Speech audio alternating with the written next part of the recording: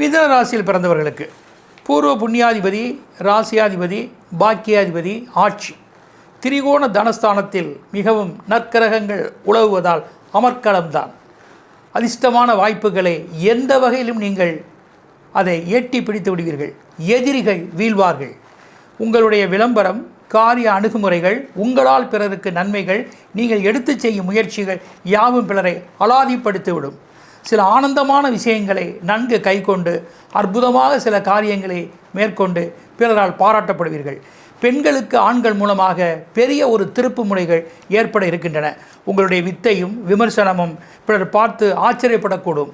சொந்தம், தொடர்புகள், ஆர்டர்கள், நண்பர்கள் இவர்களெல்லாம் உங்களை தேடி வந்து நல்ல பல காரியங்களை நச்சுன்னு முடித்து கொள்ள முடியும்.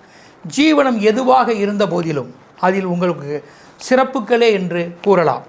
இந்த மாதம் 1, 2